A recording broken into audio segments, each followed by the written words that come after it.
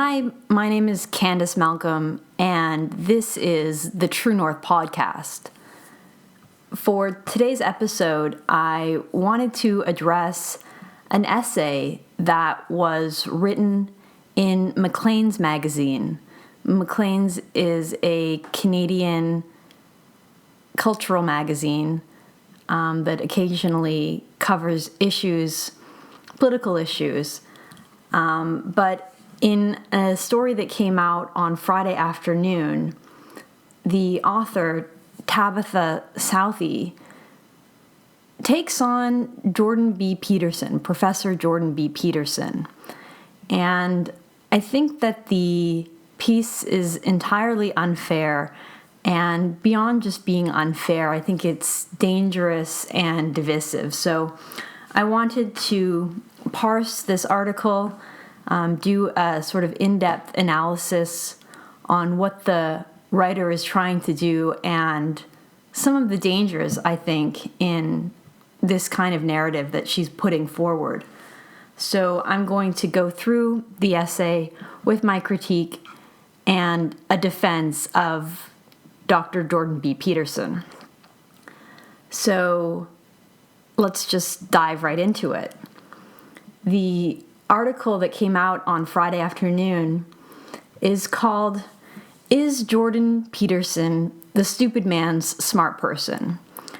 It's obviously trying to be provocative in sort of labeling Jordan Peterson's following as just a bunch of stupid people. And the reason that we like him and follow him is because he seems smart. And we, his followers, I include myself in that category, are just stupid people who are essentially being duped by this professor. And so here the subheadline says, Tabitha Southey delves into University of Toronto Professor Jordan Peterson's work and finds his secret sauce and what makes his work unnerving. Now, for those not familiar with Tabitha Southey, she's a Canadian writer, and she's supposed to be a humorist. The problem is she misses the mark a lot. She's like so many Toronto writers. She's incredibly far left on the political spectrum. And so her humor often just involves sort of mean-spirited takedowns of mainstream conservatives. So let's just dive right into it. She begins by saying, University of Toronto psychology professor Jordan Peterson was in the news this week, and one imagines this makes the university sad. Peterson first made the news and became a belle of the alt-right when, in September 2016, he announced that he would not use a student's preferred pronoun if he were asked to, except that he might feel if he felt the request was genuine, and no one had asked him anyway. What the poor man has been through. Okay, so I have two major problems with the way that she introduces this story. First of all, she calls Jordan B. Peterson the belle of the alt-right, and I think that that's incredibly harmful. I don't understand where she gets the idea that Jordan Peterson's followers are part of the alt-right. And I think that this is a mistake that a lot of journalists and a lot of people on the left make in casting such a wide net and referring to that as alt-right.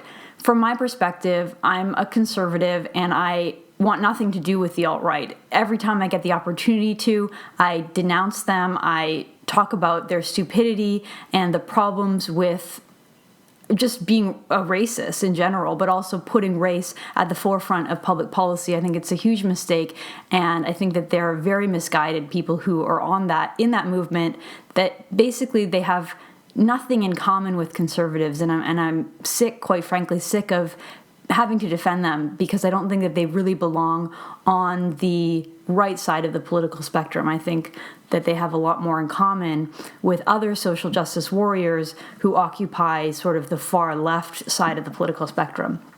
Anyway, I think that a lot of conservatives have repeated this sort of denunciation of the alt-right. We don't want any part of them, and yet mainstream journalists and folks on the left continue to sort of call people who are just mainstream conservatives to call us alt-right. I get called alt-right frequently by critics, even though I denounce the alt-right and I never talk about race at all, especially in public policy. And here we have Tabitha Southey calling Jordan B. Peterson's followers alt-right. The alt-right, in my estimation, is a very small, they're a loud, very loud part of the movement, but they're very small and they don't have a lot of power. The problem is when people continue to say that they're this big, powerful force, like casting all of Jordan B. Peterson's followers as alt-right, you make them seem like they're a bigger portion of the movement than they actually are. You give them more power. It's sort of exactly what they want. And if you insist on calling all of Jordan B. Peterson's followers alt-right, then all of a sudden you've turned the alt-right into a much, much bigger problem because you're saying that they're much, much bigger than they are. Jordan Peterson has a huge following, and I don't know exactly what portion of them would identify as alt-right or would sort of put the alt-right priorities as their own priorities, saying that, whatever it is the alt-right believes in, it's sort of a race-based policy that has a preference for white people. I don't think that very many of Jordan B. Peterson's followers would fit into that category because Jordan doesn't talk about these issues. So I think that's very wrong-headed. And then the other problem is just the way that she paints the picture of Jordan B. Peterson and what it was that sort of prompted him into the public spotlight. It wasn't just so simple as, he refused to use a student's pronouns because he didn't feel that it was a genuine request. I think that Dr. Peterson has made his point very clear that he doesn't plan on adhering to compelled speech that's being forced upon him by the Ontario government, the Canadian government, and the university, and that he doesn't think it's good for society in general to continue to fall in line and answer to the demands of the far left Marxist activists. So sort of a bad way to start off this article here. I'll continue. She goes on to say, needless to say, in an economy as desperately short of leadership and ideas as the alt-right's is, Peterson's stock went through the roof. He currently has legions of fans hanging on his every YouTube word. Now he's hauling in about $50,000 a month through crowdfunding. Okay, so this is just sort of like jealousy. She's obviously envious of the fact that he has such a huge following and that he makes so much money, and feels the need to just sort of belittle him for that. The other thing, again, is that she's talking about how the alt-right has such a huge audience and that the alt-right is desperate for a leader. So Jordan Peterson was able to just sort of like sneak in there and assume this role as leader of the alt-right, which is, again, just so absurd because there's nothing that Jordan B. Peterson talks about. I mean, I haven't seen everything he said. I haven't read all of his books, but I don't think that I've ever heard him talk about the same things that the alt-right talks about, which is the idea of promoting the cause of white people or having a white ethno-state. Those are just not things that Jordan B. Peterson talks about.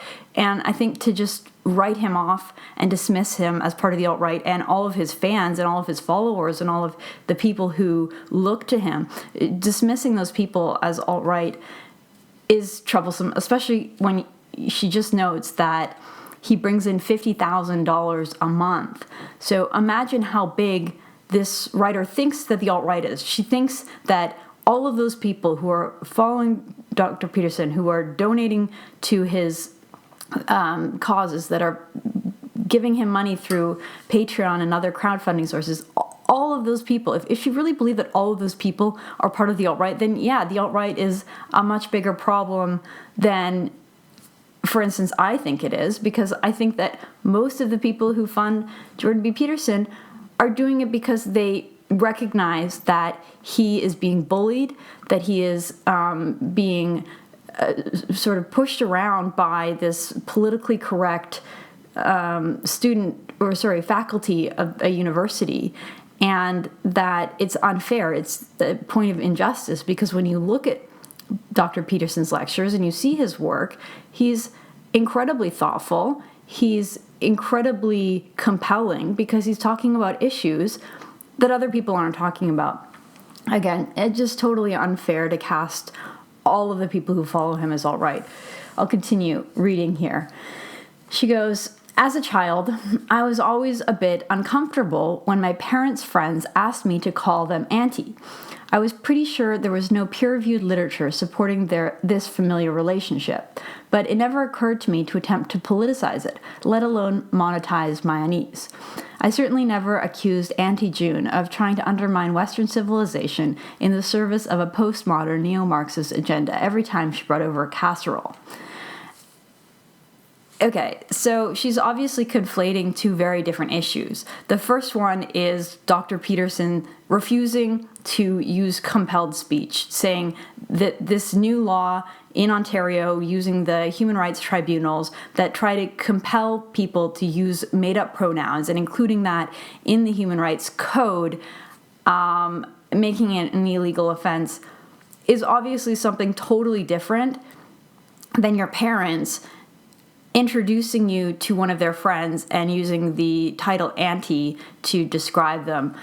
One is government-enforced compelled speech, and the other is a social graces. And I see people on the left doing this all the time, that they'll compare something that's happening that's society-driven with something that's happening that's using government force. And they'll try to say that these two things are equivalent.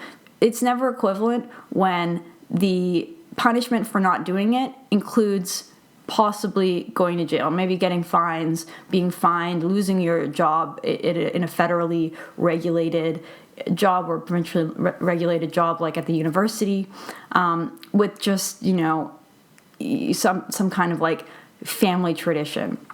So, I mean, yeah, she's probably talking about when she was a child and people come over to your house and your parents try to introduce them to you as auntie, even though you know that they're not your auntie. It's just a way for parents to help explain a relationship between a child and someone who's older, showing sort of respect and tradition to the elder person in your home. I mean, it happens to me all the time. I'll meet a friend who has a child and they'll introduce me as Auntie Candace. Obviously, I'm not that child's aunt, but it helps the child understand the relationship between their parents' friends and, a stranger or a child and an adult, So I think I get it, sort of a cute example here, but it just doesn't add up. And it shows something that I find that the left is often conflating. I don't know if they're confused about it. They don't honestly understand the difference between government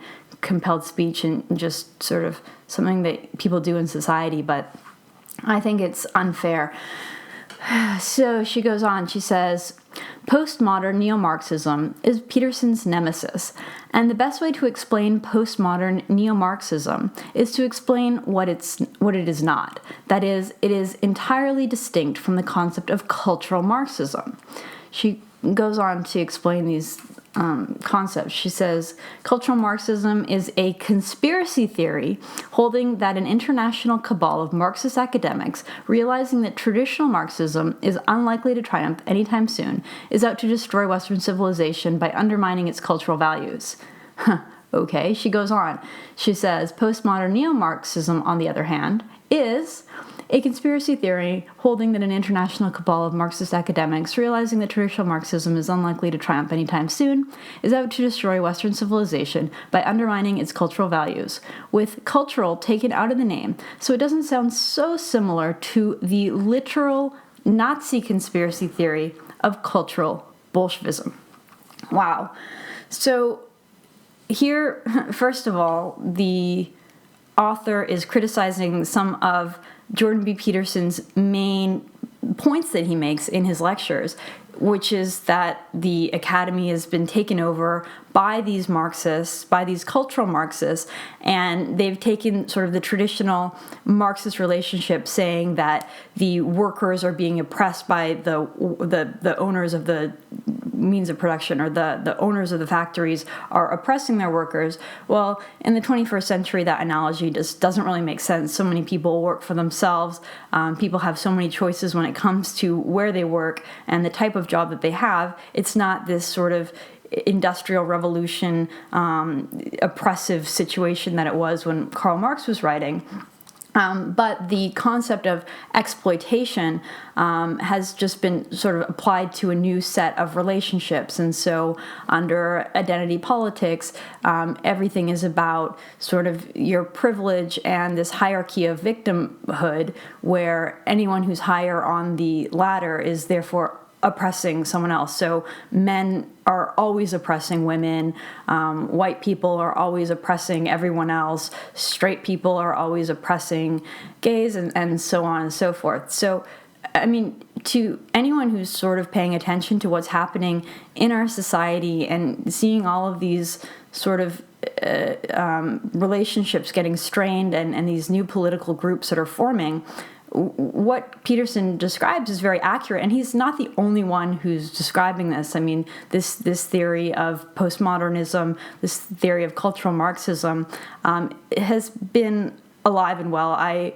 have been out of university for a decade now, and when I was there, I was studying political science and sociology and economics. These concepts were all very alive and well, with the same sort of what Jordan B. Peterson describes, I think, is very clarifying, and he really makes sense of it. When I was in university, before I was aware of Peterson's work, I saw the same trends. I was very aware of postmodernism and how they sort of take the foundation of our society and start questioning it and unraveling it to the point where there's nothing really left and nothing really makes sense anymore, because they pulled the foundation out from under us. And that's something that I've been long acquainted with. I don't think that Jordan B. Peterson's the only one talking about it, but the way that Tabitha Southey approaches the situation, just flat out calling it a conspiracy theory, it sort of shows her own either naivety or unwillingness to look at the situation in an honest way. Like, where does she think that this whole identity politics nonsense is coming from? Where does she really not recognize the divisions that have been created in our society over the last few decades, that really do pit different groups against each other in a very similar way that Marx tried to pit workers against business owners? So, first of all, calling it a conspiracy theory is, I think, very unfair and naive. And then, of course, it's like she can't help herself. She has to compare it to the Nazis. Like, she can't just call it a conspiracy theory. She has to throw in that Nazi comparison to make it seem like not only is Jordan Peterson peddling lies and conspiracy theories, but also he's just like a Nazi, because Nazis also were mistrusting of Marx. Well, I'm sorry. A lot of people in history, a lot of different cultures, a lot of different groups have been very skeptical of Marxism and of Marx because of the horrible, horrible reality that has manifested from these ideas. So if given a choice between embracing any form of Marxism and leading towards anything like the societies that have fully embraced it, like Stalinist Russia, Maoist China, Pol Pot's Cambodia, if the choice is between embracing that or being called a conspiracy theorist, I'd take the latter at 100 times out of 100 times. This is just really painful and really terrible writing, and I get it. It's supposed to be funny. It isn't funny, and what it is dangerous and idiotic and just totally foolhardy. one more thing I wanted to point out. The idea that she's sort of getting at here is a denial of the prevalency of Marxism on university campuses, as if it's a conspiracy to believe that there's some international cabal of Marxist academics. No, I don't think that there's a cabal and they sit around discussing it, but you cannot deny the fact that Marxist professors have absolutely taken over and dominated the academic landscape. I have a couple of statistics here that I wanted to share. So this is according to the American Enterprise Institute. They did a recent panel, and the speakers outlined how self-identified Marxists now outnumber conservatives on college campuses. So an AEI panel titled "The Closed-Minded Campus, the Stifling of Ideas in American Universities" focused on the scarcity of conservative professors and students in the social sciences. And the panelists noted that conservatives are outnumbered in the field by self-proclaimed Marxists. So about 18% of social scientists in the U.S. identify as Marxists, not leftists, not socialists, but Marxists, compared to only 5% who identify as conservatives. So that according to the American Enterprise Institute. I have another example here. This one is according to the Social and Political Views of American Professors, that's the name of the report, which is the most complete study of politics and professors, found that faculty members were more likely to categorize themselves as moderate, 46%. Self-identified conservatives trailed liberals at 9.2% to 44%. So 44% say they're liberals, 46% say they're moderate, which you and I both know that someone who identifies as a moderate means that they're a centrist, means that they're a liberal. People who are conservative don't typically use that word moderate to describe themselves. And then you only have 9% that are willing to identify as conservatives. So that's pretty astonishing. There's a few other ones. According to the Washington Times, a 2016 study of faculty voting registration at 40 leading universities found that liberal professors outnumber conservative ones 12-1. So the reality is very obvious, and that is that conservatives don't go into academics, they don't go into the academy, especially not in social sciences and political science. And so increasingly, I mean, the campuses have long been dominated by liberals, but increasingly it's the Marxist students that are really taking over those positions. And I witnessed it when I was in university. Again, it's been 10 years now, but my political philosophy professors were overwhelmingly Marxist, and the students that did the best in those courses, especially when we got into seminars and graduate level courses in graduate school, the students that excelled the most were the ones who were willing to embrace this Marxist language, this Marxist thinking about the sort of oppression that exists and the fundamental problems that they saw with Western civilization, their ability to sort of embrace this kind of cultural relativism where we're willing to overlook major illiberal trends in other societies because we're so busy criticizing ourselves and America and the West that we overlook or we just don't recognize very real problems in other societies and civilizations. Those are the students that rose to the top. Those are the students that did the best and continued and were put on PhD tracks, whereas most students who sort of rejected that as being nonsense and not grounded in reality, those people were more likely to graduate and start working and find a job and get into business or real estate or whatever, and not want to spend their life hanging around these Marxist professors with their sort of very insular thinking. So to just sort of dismiss all that, which is, I mean, anyone who spent time in a university in the last 20, 30 years knows that that's happening, and to just dismiss it as not just a conspiracy theory, but a conspiracy theory that sounds very similar to a Nazi conspiracy theory. Well, I mean, it's just horrific and terrible. And again, I mean, I wouldn't have even bothered reading something like this, especially something by this author, had it not been about Jordan B. Peterson, who, for whatever reason, has really irked the not only just the academy and people, administrators and other professors at university, but clearly the media elite in Canada are sort of cringe at the idea of this guy, and you can really see that coming through this article in Maclean's magazine.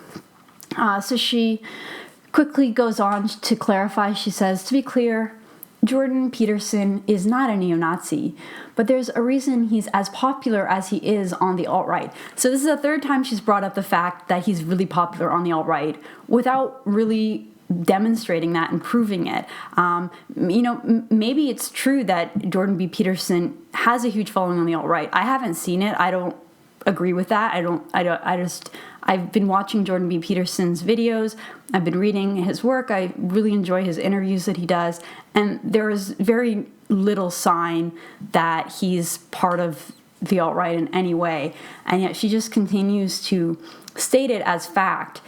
Now, here's this part is as close as she does come to trying to make the argument as to why he is considered alt-right in her mind. This is quite the stretch, so bear with me here. She says, you'll never hear him use the phrase, quote, we must secure a future for our white children, unquote.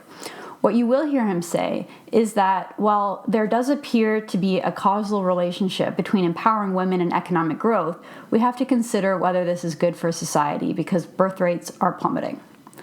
Okay, so she's saying that him talking about very well-established, well-known phenomenon that many, many people are concerned about, the fact that our economy is stagnant, that wages are stagnant, and that birth rates are plummeting. That's a very real social problem. I literally wrote a book about this about 5 years ago called Generation Screwed, which is all about millennials and the fiscal landscape that they're inheriting as they join the workforce and as they continue to work to prop up all of these social systems that are not properly funded. And obviously, I'm not the only one writing about this, but the idea that looking at this social problem that's very established and very well known, and talking about it is the same as talking about securing a future, quote, for our white children. Those two things are not the same. And Jordan B. Peterson, it's not like he's flirting and stepping across that line. These two arguments are just very different. And imposing one upon the other is incredibly reckless. And I note this because it's interesting. The Canadian government just released its 2018 immigration plan, which includes increasing immigration levels to historic highs. They call it the most ambitious immigration plan in modern history.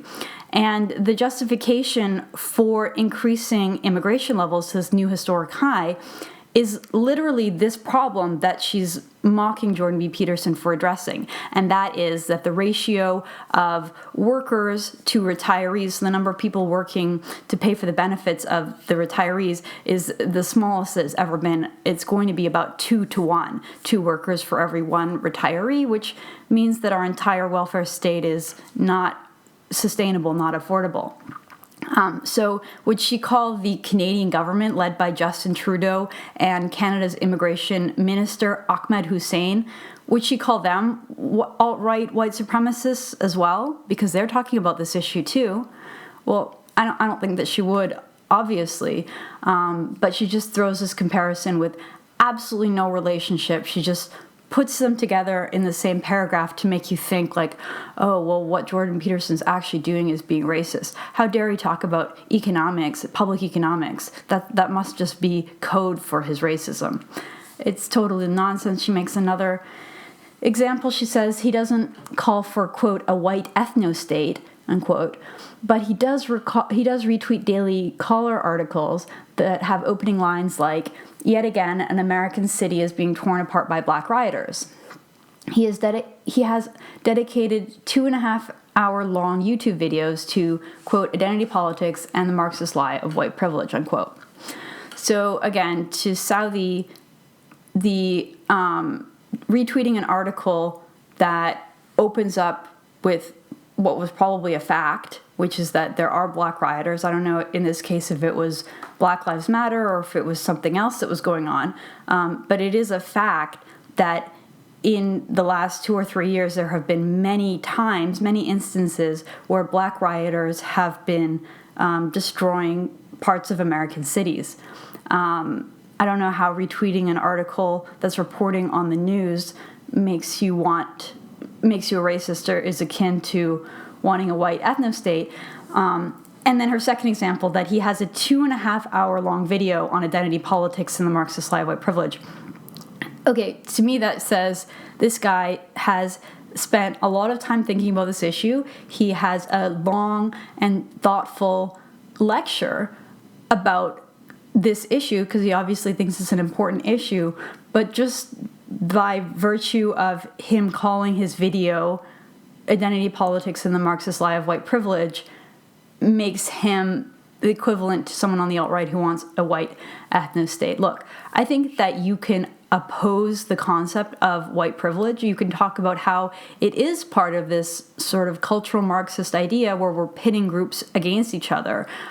You can not agree with the concept of white privilege, or you can agree that it only happens in limited scenario and it isn't a perfect analogy, or that it's just a divisive concept that's not true and it's not helpful in our society. Instead of carving people up based on their race, why don't we look at other aspects? Why don't we look at different problems that exist in society? Maybe privilege is based more on socioeconomics. Maybe it's based more on the type of school that you go to or the type of position that your parents were in when they started their family. Those kind of things don't fall on racial lines. There's obviously white families that are born into incredible poverty and terrible situations, and also white families that are born into wealth and privilege, and same with black families and Asian families and Mexican families and Middle Eastern families. I mean, in America, it isn't determined, in North America, it isn't determined based on your skin color. And having a 2.5 hour long video discussing that obviously shows that Peterson is being thoughtful and trying to actually make an intelligent social point, not just, scoring points with, using sound bites and using platitudes. I think that this is just obviously a cheap shot. And again, it's dangerous because the people who are out there who are actually calling for a white ethno-state and who are actually talking about wanting to secure a future only for white children are very few and far between. It's a very small number of people who think this way, who believe this way, who believe these things, and trying to sort of like stretch them out and impose these thoughts on people who are having totally different thoughts and totally different concerns. It's not only unfair, it's dangerous because you're giving all this you're telling the alt-right that they're more powerful than they are. You're giving them way more credit and you're saying that they're far more important than they really are. And I just think that that's not only bad for the alt-right, it's bad for the left. It's bad for the left to go around thinking that the alt-right is this huge, pervasive, powerful group, and when people are talking about demographic changes and lack of economic growth, what they're really talking about is preserving life for white people and being racist. When someone says that they reject identity politics, or when they talk about how white privilege is not true and it is a lie, by rejecting white privilege, you're also automatically part of the alt-right. It's just not good, not helpful. And this author shouldn't be propagating these kind of myths because they're not true. Now, I don't really want to go on and continue reading her piece because it's long and, again, not funny. I'll just quickly sort of try to summarize it. She digresses Okay, I'll read just this one more part. She goes, now, as I've said, I failed to get in on the ground floor of this not using a person's chosen address industry, which in simpler times was known as calling people names and was considered bad manners. But since calling a certain University of Toronto professor Jordan P. Peterson is apparently the only thing standing between us and non-stop collective potato farming, I'll do my best for the resistance. Okay, so she admits that calling people by names that they don't like is considered bad manners. And then she, right away in the very next sentence, starts calling Jordan Peterson names. She called him Jordan P. Peterson. And throughout the entire rest of the article, she just continues to call him names. Like, she doesn't refer to him as Peterson again throughout this whole piece. She starts sort of berating him for... I guess berating isn't the right word. She starts mocking him for some of the products that he sells on his website. For people who don't know, Jordan B. Peterson has a program. He sells something called the Self-Authoring Suite and has a future authoring program that I've heard. I haven't taken the program myself, but I've heard him talk about it in interviews. And from the way that he describes it, it's very helpful in just sort of helping you get your life on track and choosing your own path in life and being very deliberate about it. And from what I can tell, it's incredibly helpful, especially for young college students. So instead of giving him any credit for the program that he's built and the fact that it's obviously so successful and that so many people are following Peterson because he helps them find meaning in their own life, she just sort of discounts all that, compares it to she calls him Angry Oprah, says that you could take a personality test by just reading the back of a Glamour magazine, and that you don't need Jordan B. Peterson to recommend books for you because you could just look at a high school reading list. So she's sort of just trying to build up this argument that Peterson is nothing more than kind of a scam artist who's just fooled people. He talks like an academic and he has this fancy job at the University of Toronto. So we all buy into his claims, and that basically he's just pulling the wool over our eyes. And in this sort of rant against Peterson, she sort of weaves in this hint of jealousy that she has. She talks about how Peterson has hundreds of thousands of followers on YouTube and Twitter, and how much money he makes, and sort of how successful he's been. But then at the same time, just saying that he's a conspiracy theorist and that the things that he's offering people are already available on other places on the internet or in magazines. Therefore, why would you follow him? It shows just a total fundamental misunderstanding of Peterson. I think for me, the thing that appealed to me about Peterson, obviously, at first was just his courage and his will to not be forced to kowtow to bizarre Marxist demands that come from the university and that are being posed by Canada's very left-wing governments. So it was that courage that sort of brought me to him, and then I gave him sort of a second chance in going into some of his lectures to see what it was that he was actually saying when he wasn't just arguing with hardcore far left activists who are demanding that he use their made-up pronouns.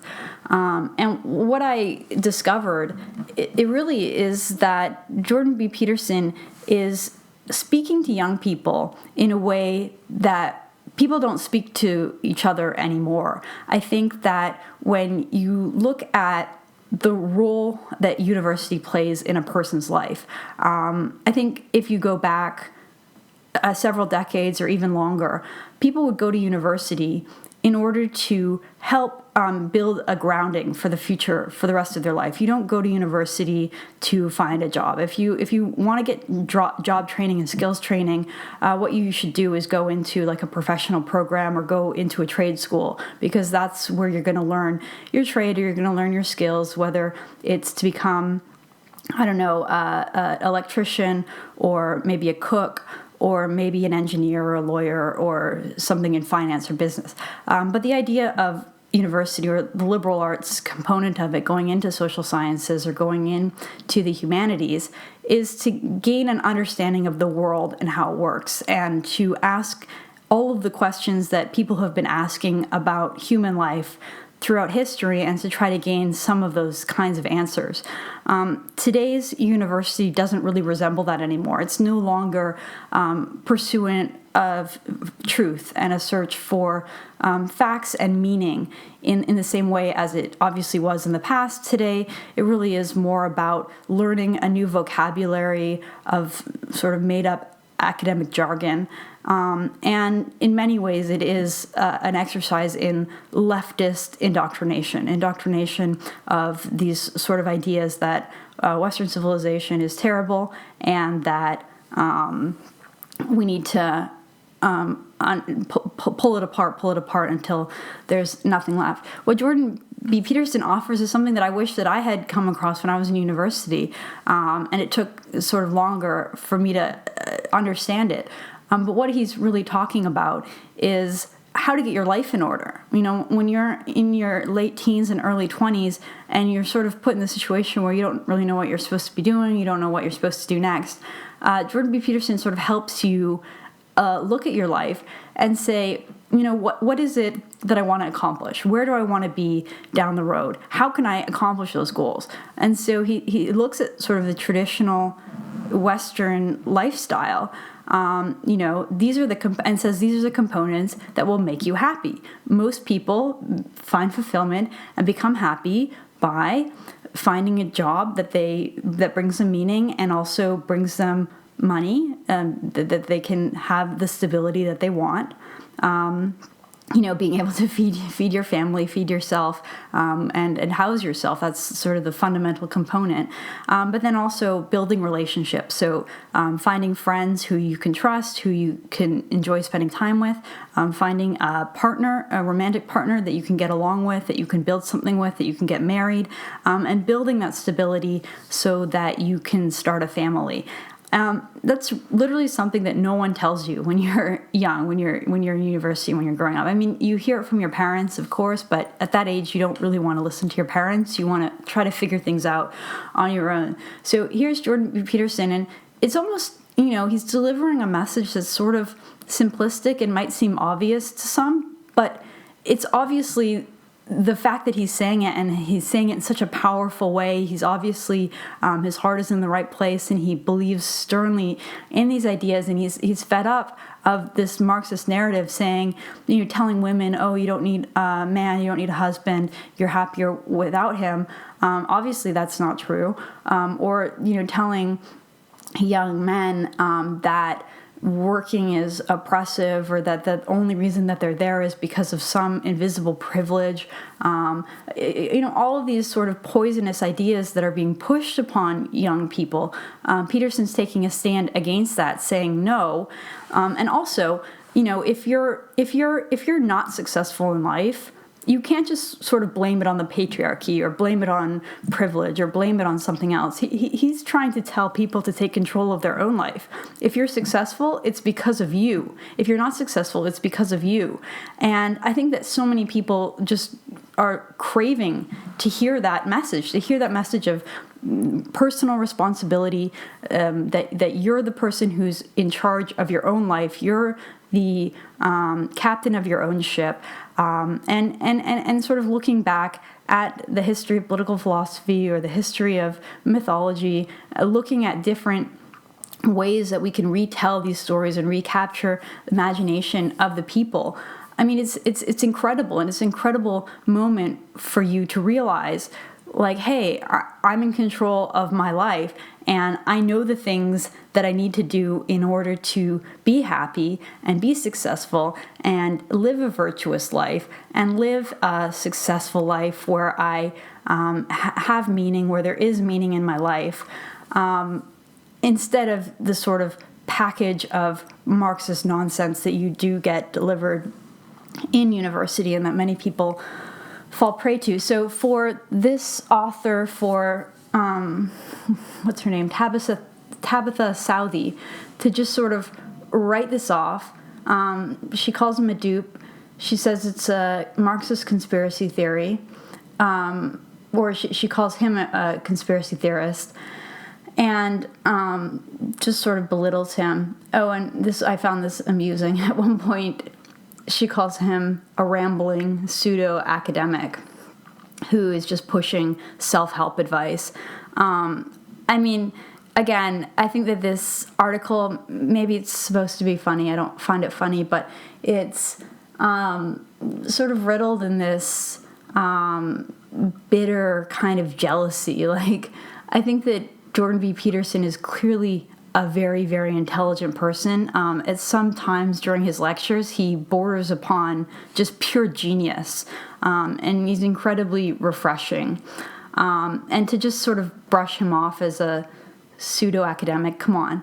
I mean, he's a tenured professor at the University of Toronto, which is one of the best universities in Canada, surely, but probably in all of North America, in all of the world. The guy used to teach at Harvard. I mean, he's clearly not a pseudo-academic. Maybe this author is. I don't know much about her background, but to just sort of brush him off like that. And then she ends it in the sort of worst kind of way. She says, Peterson says he only thinks of it as, quote, nonviolent war, unquote. But when you insist the stakes are that high and opposition that pernicious, who's to say where the chips will fall? So she's implying that he is sort of beating the drum of war and that he's encouraging his followers to be violent. Again, it's ironic and shows some ignorance of the facts because Jordan B. Peterson posted a video where he was doing some kind of a speech outside and he was confronted by these far-left activists, and they were the ones that became violent. He was standing there with a group, by the way, of incredibly diverse students of lots of different backgrounds, and he was confronted and attacked by the left. So it's really not him that's pushing any kind of violence.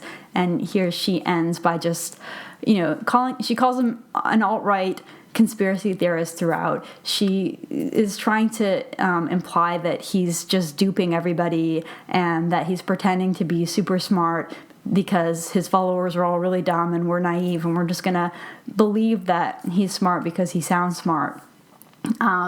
And that he's calling the other side Marxists and that he's pushing conspiracy theories, and then ending it by implying that he's encouraging his followers to be violent. I mean, it's incredibly dishonest and unfortunate that this is the state of journalism in this country, that this kind of thing is, an editor read that and was like, yeah, we'll publish this. This seems fair. It's unfortunate. It's silly. And I think that, unfortunately, this, again, is part of the reason why so many people no longer trust the mainstream media. Thank you so much for watching or for listening. I'm always looking for new topics to discuss and to look at, so if you have an article that you want me to go through, feel free to send it my way. I also send out a weekly newsletter with all of my work. I write 2 columns a week in the Toronto Sun. I sometimes write longer essays for other publications, including the Weekly Standard. So subscribe to that, sign up to that, and get all of my work. Thank you so much for watching.